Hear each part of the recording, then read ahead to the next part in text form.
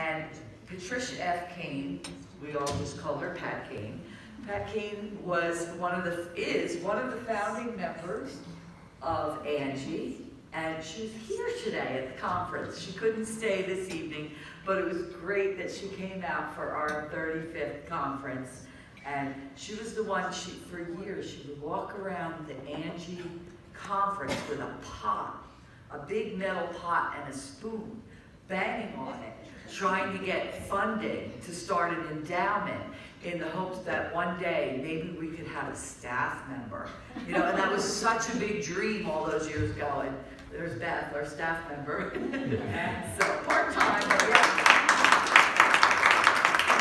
And Pat Kane had such a big influence on so many of us, and this award is the Lifetime Achievement Award that we give out to someone who really has devoted a lifetime to environmental education, but also has either created curriculum or created something to pass along to the rest of the world. So I'm going to ask Tanya Osnowitz to come up and tell us all about our Lifetime Achievement Award.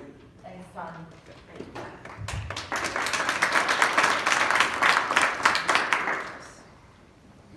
It's my great pleasure to help celebrate Laura McCluskey as a recipient of this year's Patricia F. Kane Lifetime Achievement Award. On Laura's LinkedIn website, and even at her workshop today, she self-identifies as being an optimistic environmentalist. As someone who has known her for over 30 years, as a fellow professional and as a friend, I can say that Laura truly lives and breathes the life of an optimistic environmentalist, whether she's at home, whether she's at school with her students, with her family, or active in the community, or volunteering as an Angie leader. I first met Laura in 1984, and ironically, we worked together at the Weiss Ecology Center.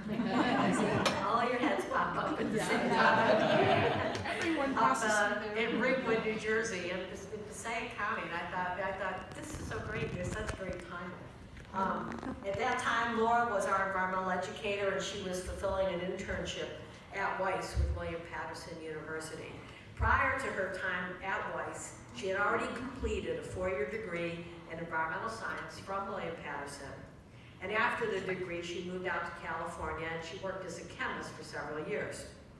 While there, I think she became mom to her daughter, Jennifer, who, when I worked at Weiss with Laura, I knew her as a little girl, her daughter's size, and we reconnected for the first time in all these years.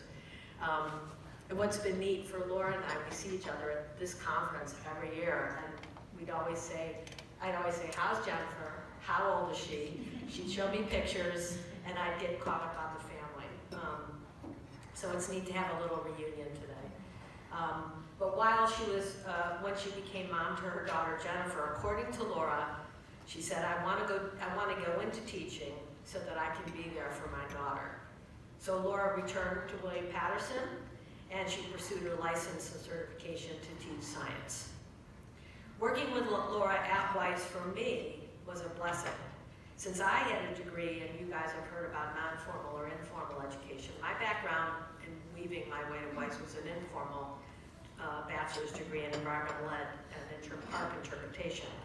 I learned from Laura. She was my first introduction to formal education and what teachers need, what students need from a classroom perspective when they take a field trip, and how do we wrap it into the classroom when they go back.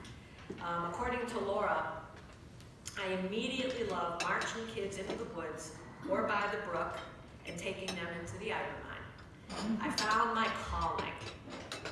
Laura went on to teach at Hawthorne High School and Parsippany Troy High School for over 30 years.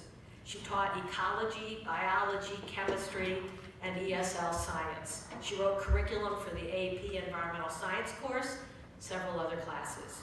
According to Laura, I continued to march my kids into the woods, and they loved it. Laura went on to earn her master's in environmental education, and in addition to that, a supervisor's certification and a certification in curriculum development. She was selected by her students twice for Who's Who among American teachers Plus, she received the Governor's Teaching Award in 1987. And if that all doesn't make you exhausted, just last year, she completed the Environmental Stewardship Program at Rutgers University and is now a certified environmental steward. Laura claims that she retired last year from teaching, but she continues to chair the Parsippany Troy Hills Environmental Advisory Committee. Plus, she continues her longstanding tradition of providing workshops and special programs at Angie conferences, which she's been doing for us for many years, as well as at state and national science conventions. I'm told that at an Angie conference a few years ago, several of her former students attended. They introduced themselves as Laura's groupies and credited her with their love of science. Today, when we use the word contagious, it can mean different things to us. When I think of Laura McCluskey, I am grateful and proud that Angie's own optimistic environmentalist has contagiously spread her passion with the many lives that she's taught and touched for over 35 years. It's my pleasure to welcome Ms. McCluskey to the stage to receive her award.